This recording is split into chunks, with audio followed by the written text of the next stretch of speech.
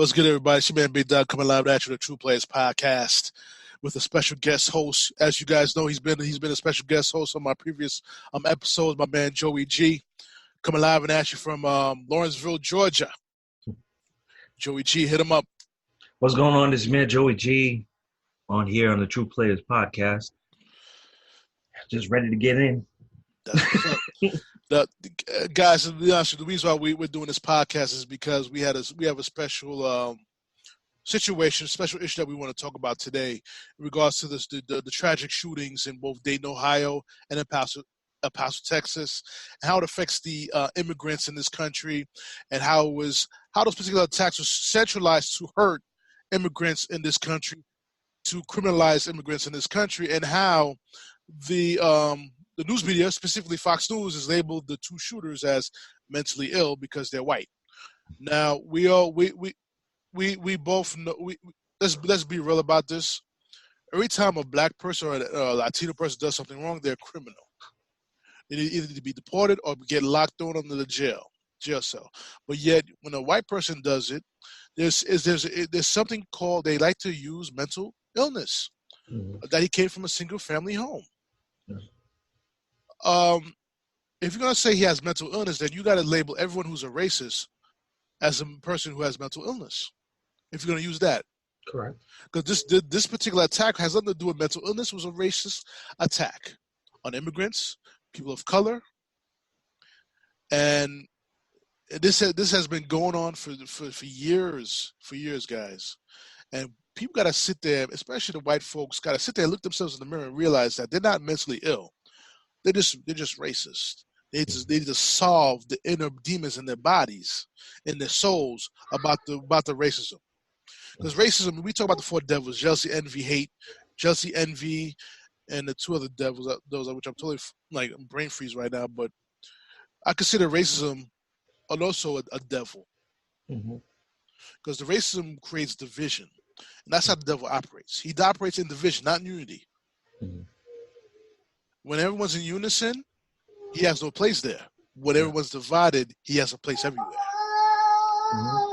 And the thing is that with these particular shootings, excuses are being made for one particular race of people, and everyone else is criminals. You know what I'm saying? Right. White people are not the only people that come from single family homes. There's black people come from single family homes.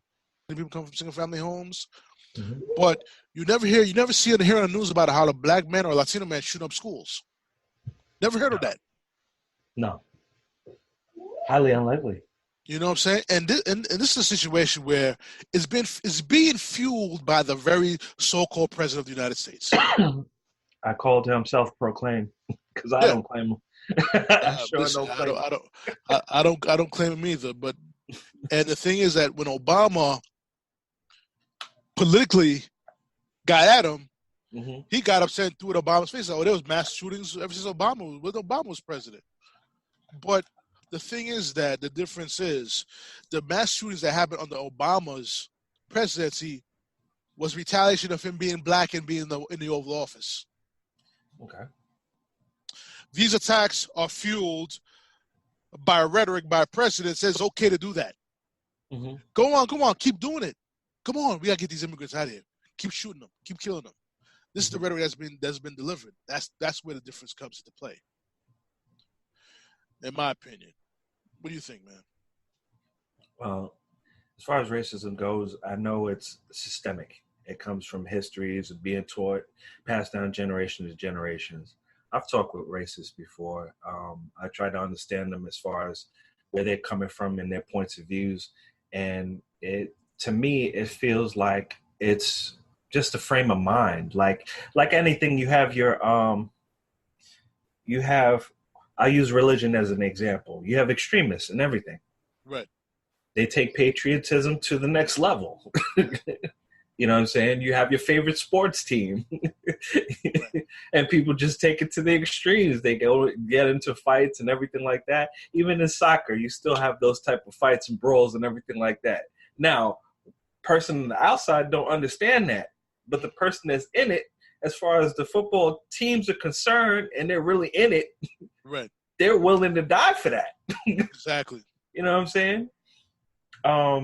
Is it a form of mental illness? Yes, I feel like it is. I feel it's over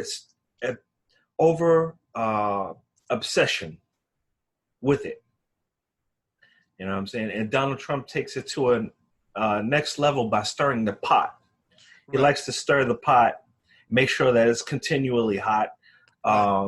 Fox News backs his words, and they use different people in positions to verify what he's talking about. Now, to me, the outsider looking in, it does not make sense. Right. As a journalist, I know there are journalists out there. You have to do your due diligence. We're talking about facts. We're not talking about opinions. I don't want to hear opinions. I want to hear fact. Fact is, there was a shooting. Fact is, Donald Trump backed it before there was a shooting. The shooter actually took his words and was like, these are the means I'm going to use to go fuel the shooting. Exactly. Now, the shooting happens, and all of a sudden now he has a mental illness. He has a mental illness. Yeah, we know that nigga's crazy, but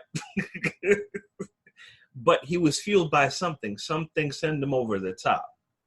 Okay. I don't remember. I don't know how many people watched. What was it? Higher Learning. Right. Remy. I remember Higher Learning. My man Michael Rappaport was the racist in that movie. Yeah, Michael Rappaport did a hell of a job. Hell yeah. He's our brother, though. He's a New Yorker. So yeah, he's a New Yorker from Brooklyn. Story, you know, Brooklyn. Story. he got his card. Exactly. He got his card. Exactly. But I use that as an example because that's the type of thing Remy had to go through in the movie. Right. From the beginning, he was brought into it, and he became a radicalist. Right. After being fed so many things, after experiencing certain things, which he culturally didn't understand. Right.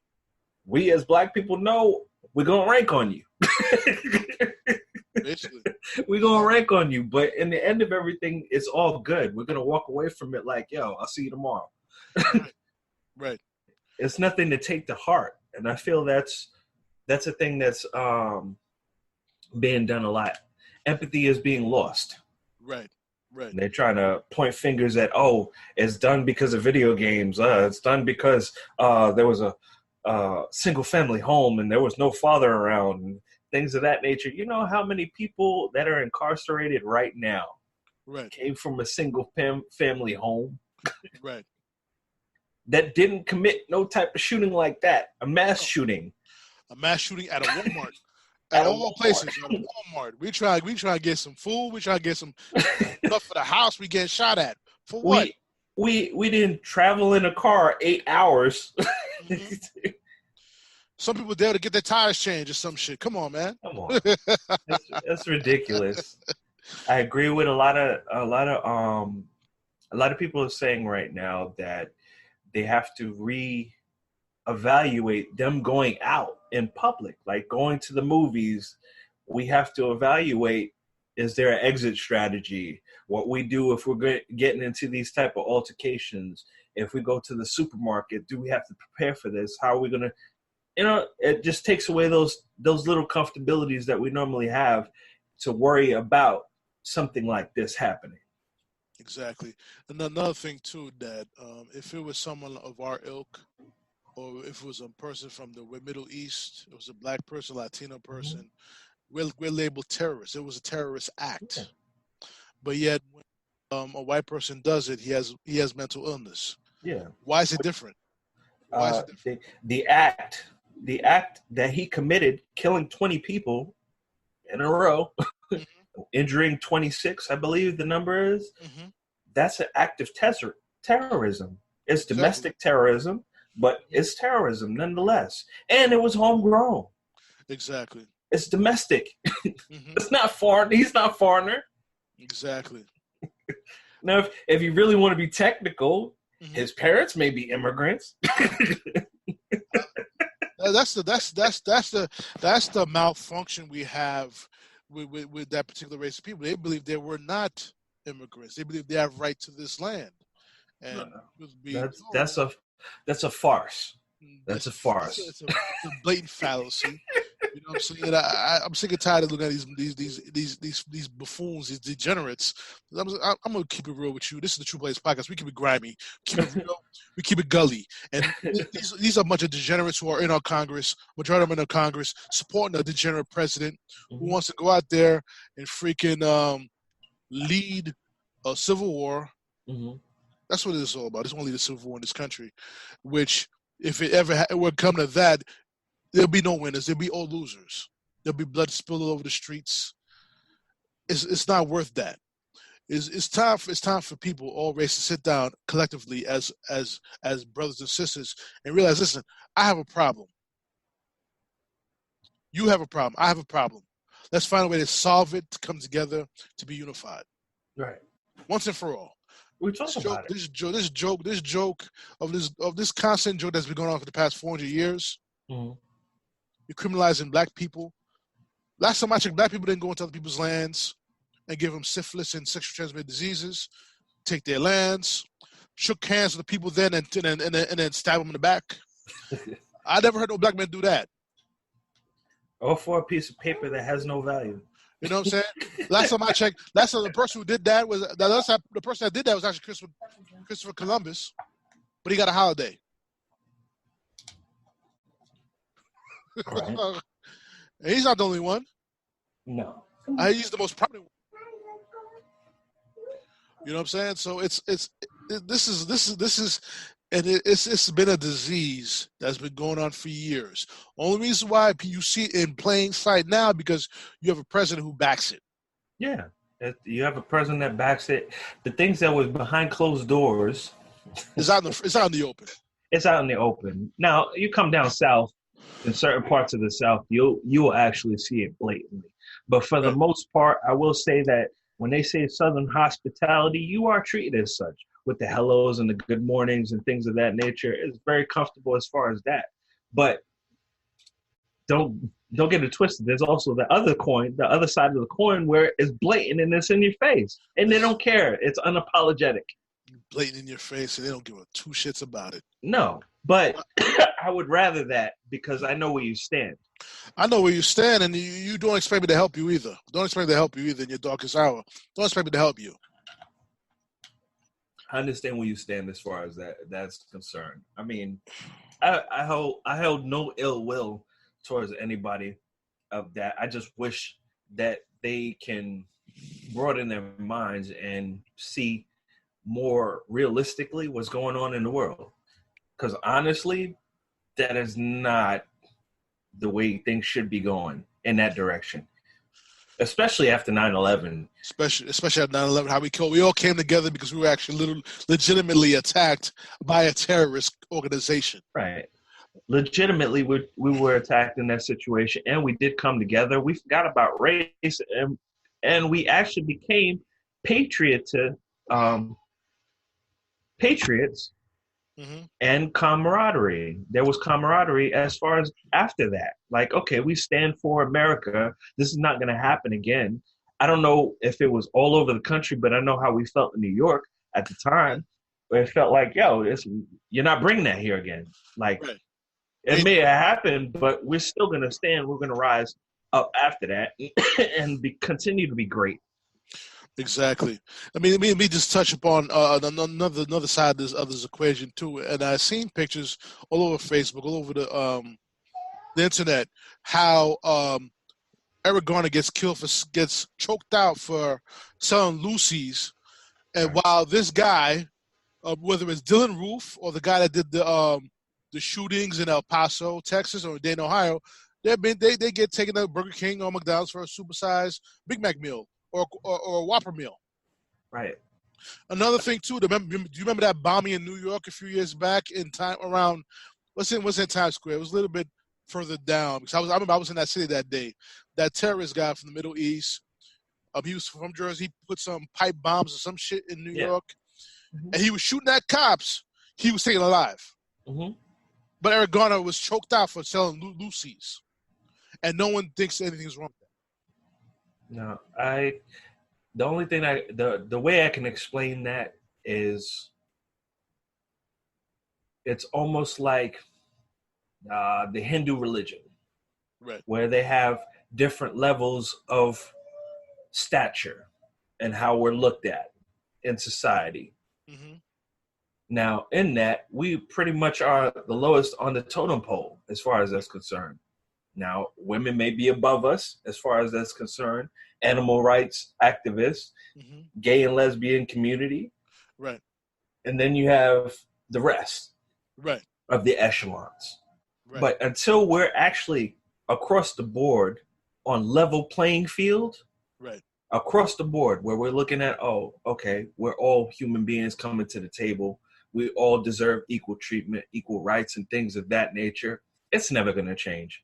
Because right now, if you're the lowest on the totem pole, what do I want you to speak for? Right.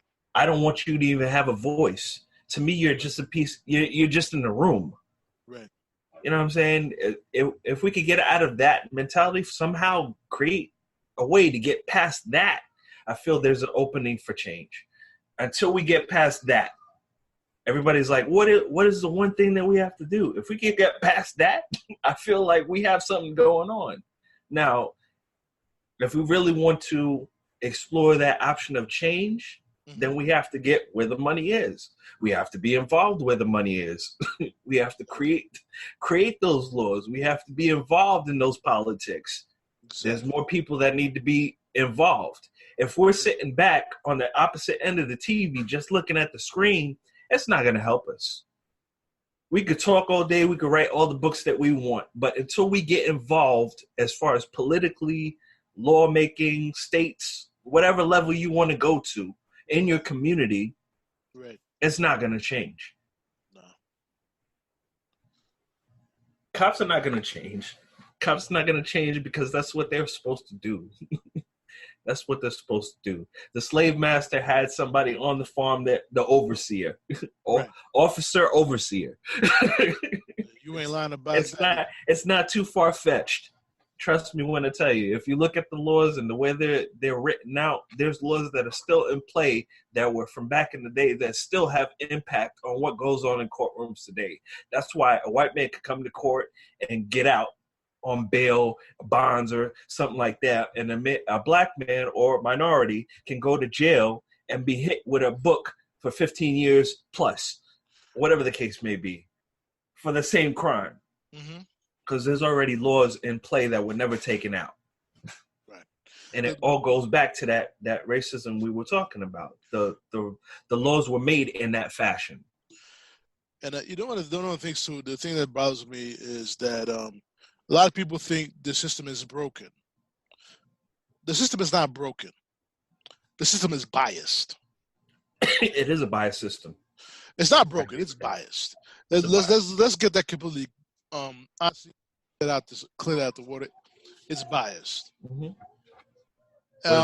What's good for some is not good for all. Exactly. Yeah. But since I write the laws, I'm gonna write the laws to work for me only. Why not? If I was in power, why not? Exactly. Well, I was gonna make it work for the people that have this type of money. Well, let's make it work together. I get it, but it doesn't work across the board. Definitely. But I'm gonna hit you with another thing too about that officer in Pantaleo in New York, the one that choked out Eric Garner. Okay. Apparently, De Blasio was taking the task at one of the Democratic debates about his handling about the situation and how the family, Eric Garner's family, have not received justice. And he did mention that he's going to try to get justice for them, in which now the judge in New York deemed that the officer must be fired for his actions that happened against Eric Garner getting choked out. Mm-hmm. And then you hear the PBA president speaking, and he's telling the officers, call your supervisor before you interact with a person, this, that, and the other. That's not the problem. You need to interact. You need to interact with people with the same respect for everybody. All right. You can't roll up to a black person and then also you want to yoke him up and not tell him what he did and not ask him without asking to comply. Right. If you come at any person aggressively, they're gonna respond aggressively. It's a natural state of that's nature. Fight or flight. If you're already coming from an aggressive area, I grew up in an aggressive environment. When you come at me aggressive, I'm just gonna hit you with the aggressiveness. Exactly. I'm going to treat it as a hostile situation. It's not to say that you can't talk to me on a regular basis, but if you're coming with hostility, expect to get it in return. Exactly. There's not a lot of people that rationalize the situation and try to work through it. Now, and it also comes with the power trip also, because some people feel, because I have the badge, I have an authoritative state to come across. Now, we know a couple cops and everything like that. They're pretty, I say evenly, they have pretty even thinking when it comes down to dealing with situations. And I respect their point of views as far as how they deal with situations. I believe we both know cops who are even keel. Yeah. Strong-minded and even-minded, fairness and all that stuff, because we went to school with a few of them. Right. You know what I'm saying? So it's not. It's something beautiful to know that we got friends who are also police officers where we can bounce ideas off each other how to make the relation between police officer and citizen better. But the fact of the matter is, honestly, it's not the citizens that's the problem now. No, it's the police officers. The police officers need more policing. No, honestly, I hate to say this, bro. I think we spoke in private about martial law and National Guard. I believe the National Guard needs to be the overseers of the police departments now. Someone neutral. Right. We don't have to answer to the sergeant or lieutenant in the precincts anymore. I believe if I was president, I would invoke the National Guard as overseers of the police department. It sounds like a good idea, but I could see it turning bad also, because in that situation, president dictates what the military does, even though it has its own chain of command. In that, they believe what the commander in chief, which is the president of the United States, is dictating to them. So whatever he says is dictated down the chain. There's no room for, I feel what you're saying, as far as a neutral atmosphere. It wouldn't be a neutral atmosphere. But how many of our brothers and sisters, innocent brothers and sisters, are going to get killed? Yeah. For complying. A black man gets killed in his apartment because the officer went to the wrong apartment and shot him. When is that going to stop? That's the thing. And the thing is about the military, they know how to go into a hostile situation, and they're trained to de-escalate right away. Now, I will say this. Right. If they were trained like the military, do not engage unless engaged upon. Right. It makes sense, but as an officer, if you can't wait to that moment. No. You can't. No. You can't wait to that moment. So I understand that point of view also. It's a very tricky situation as far as that, and it deserves a little bit more in-depth investigation as far as what can be done as far as that. But the same rules that of engagement the military does have, I will say that cops should follow the same thing. Exactly. There should be somebody on site to have the rationale to know how to deal with that situation. Got to. You can't. They have to. They have to have that rationale in that situation. You can't just go there with the authoritative figure. We had people in high school that were kind of like that. Oh, you're going to do what I say because I told you to do it because I'm older than you. Right. It falls into the same category. Now you got a badge on you and you feel that same machismo. Exactly. But I don't know if you noticed, because I back in the day, back a few years ago, I posted them on Facebook in which there is a law in which if the officer was operating outside the realm of the law, you as a citizen can defend yourself up to the point that you can actually take the officer's life and not be prosecuted. There is a law. There is probably a law like that, but there is a law, but you know what it is. They go find a way to circumvent that law, and you go to jail. That's if you make it to court. That's true. There's a whole squad before you even get to that point. You got the corrections. You gotta get through all that stuff. Not for nothing, blue protects blue. Blue is gonna protect blue, and not for nothing, if my brother got into a fight and I knew this person was the one to cause injury, he may have to get it. Just off principle. General purpose, he's got to get it. Now, if you're speaking from that point of view, people understand it. But if you're speaking from, oh, he's a cop, he's supposed to. No, let's go to the street.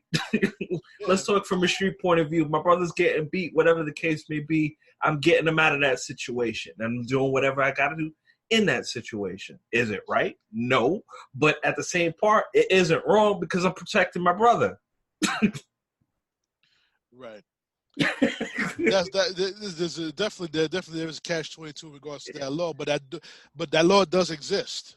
Yeah, I know it does exist. There's also one above that in federal court that says it basically covers the actions of an officer and prosecution of an officer at the federal level. So all the stages that we go through on this level it's still protected at the top. Like I said, circumvention.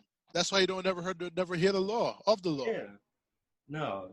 There's a law protecting that law. Just in case, and call it the just in case shit. It's funny because when we get pulled over, when a cop's coming to us aggressively, we have to still be the even one that's even keel. Mm-hmm. We got to be the one that has to cooperate. Mm-hmm. But yeah, you're coming at me with the aggression. Total aggression. And I'm like, and you come in with weapons. You come with guns. You come with tasers. You come with nightsticks and handcuffs, where you could bound me and still beat me with a nightstick. He'll still tase me with the gun and still shoot me with a gun. I'm just coming in there with my bare hands. I'm like, right. Now, did you see did you see the one about the officers who detained a schizophrenic? They detained him and they wound up killing him just for trying to restrain him. Because he was schizophrenic. There was another story in which I remember that story where the guy was with a person who had I believe was it Down syndrome or something like that. Yeah. And he was laying on the floor with his hands up, and the cop was getting ready to put a bullet in that kid with Down syndrome. Yeah. And it was a black guy, too, was trying to explain to the cop, listen, he has Down syndrome. He doesn't know what he's doing. Right. People in those positions, they get nervous and they interact the way they would normally interact. And a cop may mistake it as an act of aggression, and they already have an interpretation of how they see their suspect already before they even come to the scene. So the fears that they're fed through the media, through their interactions, through what they heard through friends, or whatever the case may be, they bring that to work. Now on the job, you're not going to be of rational mind. You're going to go back to that training, your instinct. Your instinct says to do this. Your instinct is not always correct. Right. It's an interaction between you and that situation that happens at a blink of a second. True. And another thing too. I mean, I got nothing but respect for police officers, around the world, around the country, because they have a hard job to do. But by the same token, your first priority as a police officer, if I was ever a police officer, is not only to uphold the whole. You have to set the example. Right. I feel like my job, if I was a police officer, would be preserve life. Yes. Period. I want to preserve life and I want to preserve peace. Well, isn't that part of their job? Yeah. You know, That's at the end of the day, I want everybody to go home. Nigga, I want to go home. I want to get paid, but I want to go home too. yeah, as a person, me as a regular citizen, I want the cop to go home too. Right. I want to get paid. I want to I go want to home. go I home. want you to go home. Yeah. You know, we chill, we have a great time, but you know what I'm saying? But be honest with what you're doing, and I'll be honest with you with what I'm doing. Right. There's a lot of cops who I got this situation with. You know, simple conversation. You know, this de-escalated the whole situation to the point I just get a warning. Mm-hmm. Yeah, we shook hands and called a night. One cop actually, me and him went to get some coffee and donuts at Dunkin' Donuts at 2:00 in the morning. After he pulled me over for speeding, which he gave me a warning. It happens. Right. You know, it's all about how you go. It's all about how you approach people. It boils down to that, and I think we've done away with that because of a lot to do with social media, because we're disconnected as far as communication with people. We don't have as many interactions that we were forced to have pre-dating cell phones and the internet now. Mm-hmm. Wow. We were forced to have conversations. Good morning, how are you? And things of that nature. We don't have that as much. Now we have debates happening randomly from people across the seas. But let me ask you, me hit you up another question. We know we spoke about this, you know, private conversations. Mm-hmm. Now, these two attacks, these two mass shootings, do you think it's a test? Do you feel it's a situation to test the response? Test the response of the entire nation. I wouldn't be surprised. Honestly, I would say that our president's term is almost up. We got to test the waters. Exactly. We got to test the waters and see how people are going to interact. Right. With these situations. How are they feeling about the situation? Is it going to escalate the point? Is it going to escalate the people's anger to the point where we have to impose martial law? Right. Where we do have to create borders and things of that nature? Right. How are the people actually really feeling about this? Can we create some type of civil war where we have people literally on opposite sides getting at each other while we sit back and mastermind the situation? I mean, we can ask these questions, and I feel like it's fair game. It wouldn't be fair not to think about that too. Right. You know what I'm saying? It may be far-fetched to some, but if you're playing chess, you have to look at the whole board. Mm-hmm. Who's to say this play is not in effect, and we're just missing it because we're looking at something else? True. But another thing too, much we want to say this guy's term is up in 2020. He got a large following. He got the masses. If we don't go, if we as people, minority people, people of not just minority people, but people of sane mind, a mind of unity, that we need to come together and become one as people. If we don't show up at that ballot box and vote, we're gonna have 4 more years of this nonsense, and it's only going to get worse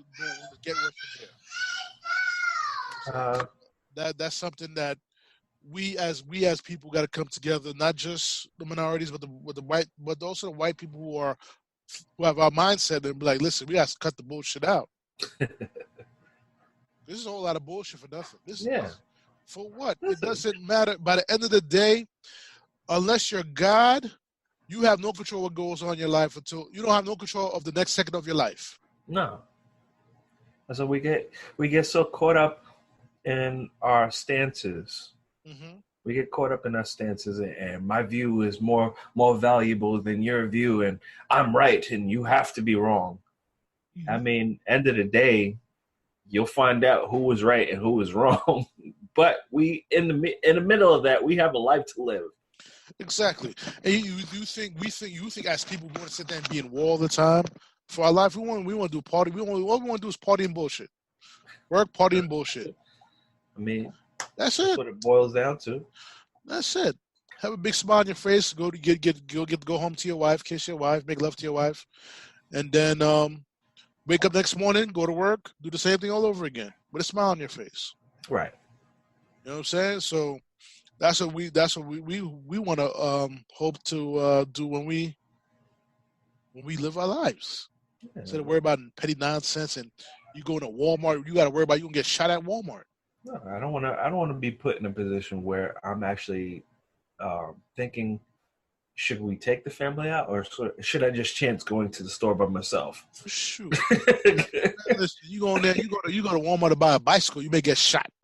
Get a nice 26-inch BMX or Husky bike, a mountain bike you want to get, and then also you get shot. And they're talking. The other thing was talking about beefing up security at local spots. I mean, it's you don't need that. You don't need that. You need to what you need to do as the president needs to stop spewing this freaking racist rhetoric that he's been spewing, and everything will calm down. But you notice when he gave that so-called press conference in the Oval Office or whatever office he does it from, you could tell that motherfucker's reading the teleprompter. He has to. Someone had that shit carefully prepared because they were about decision 2020. He has to, in situations like this, because he doesn't want to over exacerbate anything. Like you don't want to over anger people. And like I said, we're close to that election. So he wants to make sure his numbers look right. That's right. He wants to make sure his numbers look right. Now, I hope he doesn't get back into office as far as the next term. Me neither. But my other thing is, like, who's next? Like, who do we have coming next that's worthy of the throne? This is the new Game of Thrones. I'm at a point now. I don't even know anymore. Yeah, I was hoping we could get some type of Khaleesi up in here. We don't need a female president right now. I'm sorry to say that we don't need that right now. We don't have the right candidate running for president. For that, we don't have the right female candidate to run for president. We didn't have it 4 years ago. We don't have it now. Let's not try to break the wheel when the wheel. Let's not break the wheel let's not break the wheel for a weaker wheel, okay. as I would like to put it. Okay. You know, you got the nice wheel, has no flats, none of that stuff, and then you're gonna replace it with a wheel that got holes and stuff that you gotta patch up. Yeah. Going in, because that's exactly how Trump run the presidency. Yeah. You had a wheel that was facing him that pretty much had holes all over the place. Mm-hmm. Holes of I don't know if you want to call it corruption or stealing money from Haiti and stuff like that. You know, controls Haiti's finances and gold. You know, I'm gonna leave it there. It all boils down to it, and I think the hardest part about having this president in office, besides the racist part of everything, is he's a businessman first and foremost.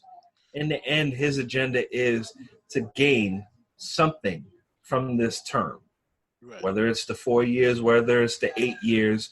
In the end, him and his family are going to be okay after this is all done. Well, you know what it is. Though. He don't have to pay taxes. He made that tax. He made those tax reforms based on his personal situation. Truth be told. Mm-hmm. Truth be told, he did that on the basis of that. Mm. You believe after 20 years of paying taxes, I started paying taxes I was 18 years old when I was working my first job. This is the first time ever that I have to pay taxes back. Mm. First time ever. Because you put the caps on how much deductions you could request. Right. So you already know how I feel about this president. You know, he's not mentally fit to be a president. Mm. He's actually dangerous to the cause. Right. I know his supporters may fight me tooth and nail in regards to that, but he is dangerous to the entire fabric of this country. He's a danger. He's a danger to the entire fabric of the Constitution, because the Constitution does give him executive orders and rights of executive privileges, in which he's using to further cement his agenda. Right. So that's dangerous. That's dangerous all to itself. So whoever's president, I hope they come in there and reverse everything, reverse tax reform ASAP. So I start getting refunds again. Right. So that's pretty much it on my end. Is how I want to speak about the situation. I just hope we can live in a country there's no more mass shootings like we just had just now. Because let me tell you something. As much we want to talk about other countries and stuff like that, you never heard of a country going to a school and shoot up a school. You never heard of another country going in there shooting up their own citizens, going to a store to shoot up a store. Right. Never heard that stuff here. Oh. And this president don't understand that there's the people outside people around the world who are sitting there just giggling and laughing at us. Right. I mean, we had respect. Before this president came in office, there was a respect for the United States. They may have not agreed with all of our policies and backed us 100%, but at least they could look at the United States and be like, well, at least they have a good president. Exactly. Now it's just like, this is a joke. It's like we talk harshly about George Bush when he was in office, but in comparison, I don't feel he was that bad. No, he wasn't. I don't feel like he was that bad in comparison to Donald Trump. I would rather him in office currently. And it's sad to say that. It is sad to say that, but you know what? Another thing too, he himself's not a big fan of Trump either. So, yes, their family is business orientated. They have business deals working behind the scene, but they know how to. They're politically savvy and they know how to negotiate. They know how to negotiate. They know when to show aggression and they know when to back down as far as that, to have diplomacy. Right. This president is just working off a capitalist point of view, whereas I'm not backing down and you're going to bully your way to get what you want. That's what you do in capitalism. That's what you do in business. That's how you take over companies. That's how you get what you want. I get that, but it doesn't work for the presidency. No, it doesn't. It doesn't work for the presidency because the things that you catering to millions of people, not just to your not just to your masses, but to millions of people, which you got to get them on your side also. This is a voice of the people. He's not a voice of my people. Right. He's not a voice of the people that I know. And if you really want to be technical, even the racists, he's not speaking for them either, because bottom line, his pockets are still getting filled while they're sitting there. Yeah. Well, I'm gonna kill that nigger over there. I don't like him. We're gonna kill them immigrants and get them out of our country. Meanwhile, he still got money. You still broke. Right. Bottom line. Yeah. And you're the fall guy on that. Exactly. You're the fall guy on that. He still sits on his throne. That's how business works. That's how business works. That's how it works. That's how it works. There's nothing. The only thing we can do is to vote him out of office. Forget about the impeachment. It makes no sense to impeach someone who got a year left. It makes no sense. What's the purpose? At this point in the term, it's not going to happen anyway, because they have to go through a whole proceeding in order for that to happen. It's not going to cut anything short, and he still has a chance for re-election, which makes it worse, because it's like, you just got stabbed. Now we're just going to put some salt in the wound. Exactly. It's crazy. So yeah, like I said, man, let's cut this bullshit out. That kid, he mentioned, we're gonna give him the death penalty. I want that kid to get the death penalty. I want both of them to get the death penalty. I feel like they should be made examples of. Exactly. I'm not a big fan. I'm not a big fan of the death penalty for the simple reason: if you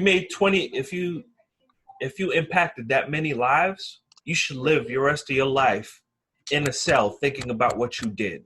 You shouldn't have no luxuries. Right. You shouldn't have no luxuries, and you're not going to take the easy way out as far as death is concerned. No, we're going to make you live those lives, and not only that, you're going to be reminded of those people that you killed each day, where you're interacting with your other cellmates, Mm-hmm. and you look them in the face and see if you could do the same thing you did to them. Let me tell you something. What they should do is put those boys in Gen Pop day one. Yeah. While they're waiting trial. Put them in Gen Pop. And we'll see how tough you are. Right. Bottom line. They'll be turned out in 3 days. Mm-hmm. Either turned out, they're going to get beat up, then turned out, and all in 5 days. Guarantee you. I believe that's a better method as far as that's concerned. You're going to give somebody the death penalty. Now they're dead. They're gone. They have nothing to worry about. And don't let them lawyers give you mental illness. Don't let them lawyers do that shit. He should not. Both them boys should never be in no freaking mental institution. They need to be in prison. They knew exactly what they were doing. Exactly. They led up to that point and everything like that. Everything they did, they calculated everything they did. They planned it out. They made a manifesto, all of that. So, no, they don't get that. Not at all. Not at all. Not at all. Bury them suckers. You know what I'm saying? Let them be, like I said, let them be in Gen Pop. Right. You know what I'm saying? So that's my opinion about this situation. And anything else you want to add to this, bro? I hope I was even across the board and I didn't step over any lines to offend people. That's not my intent. I'm just giving my point of view on things, and I hope it's received in a matter of a different perspective. That's all I was trying to do as far as this was concerned. I wanted to do this podcast because I was very animate about the situation. I have too many people that I know and grew up with that are affected with fear because of this situation. Right. And it's just distasteful that we have this going on in our country. And I hope that we can progress from these situations, get stricter gun laws, and not just the caliber of the weapon, but also the amount of ammunition that you need. If you're using this for hunting or protection, there's only a certain amount of ammunition that you need in order to make that possible. You don't need 100 drum clips and things of that nature. That's a bit much. So homeboy was going to punish her.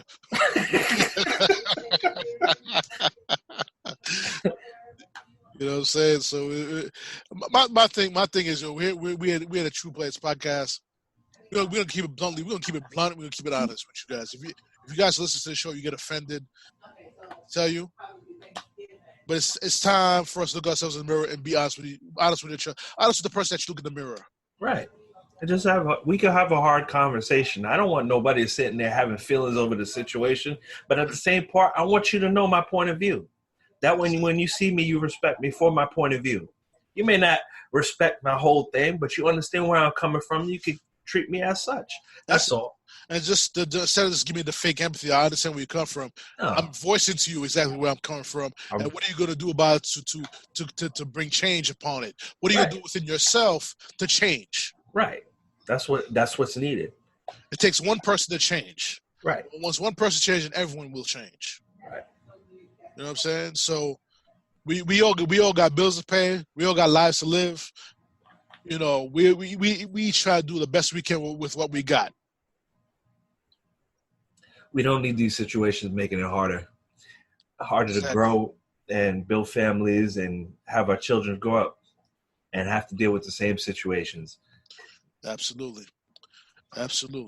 So we're gonna end this podcast right now. Like I said, my podcast is on JoeyG Radio.